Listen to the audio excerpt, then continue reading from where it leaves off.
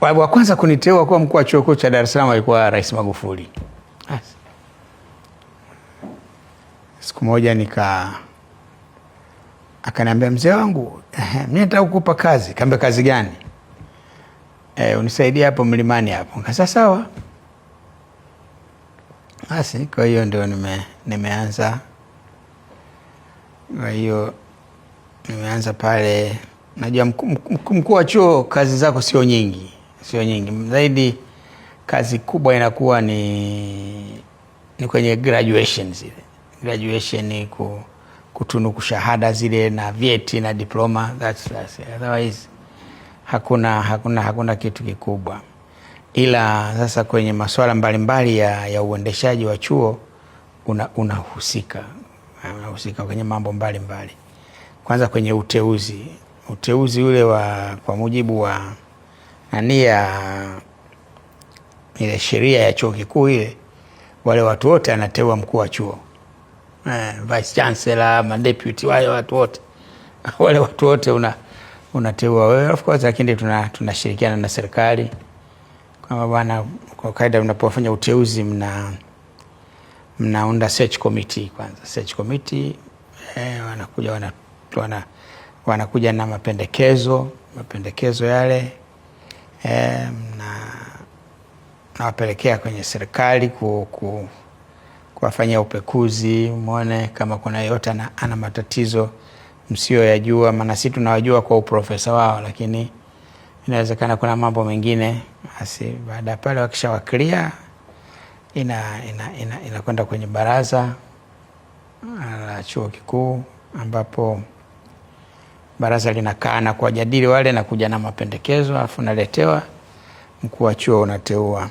Hiyo moja ya kazi ambayo tunafanya, lakini nyingine ni kwenye masuala yao ya msingi, changamoto wanazozikabili. Unakuwa kama ndio daraja kati ya chuo na serikali, chuo na taasisi mbalimbali za ndani na za nje ya nchi.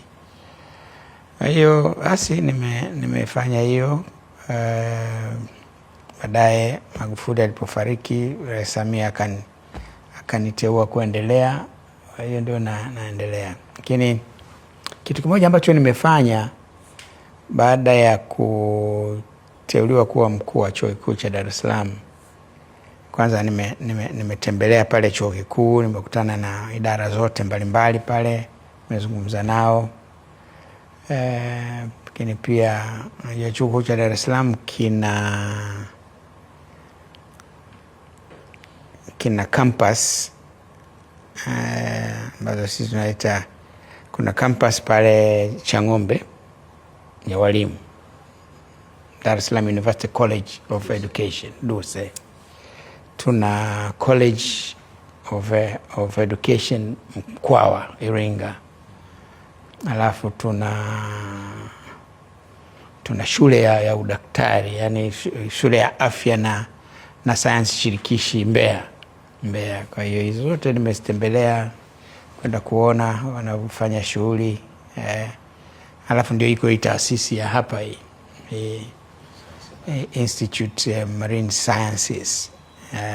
Nimekuja nikawatembelea, na nilipowatembelea ndio nikatembelea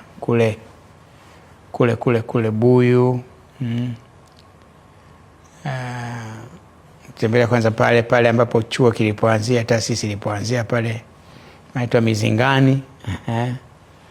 Alafu nikaja kutembelea huku Buyu. Ndio kuna kipindi pale kukatokea moto pale Mizingani, nikaja kuangalia na kuona baada pale walivyohamishia baadhi ya shughuli, maana pale ile wakati wa Jumuiya ya Afrika Mashariki ndio ile taasisi pale ndio palianza. Ilikuwa taasisi moja inaitwa EAMFRO kwa kifupi, lakini ni East African Marine Fisheries Research Organization.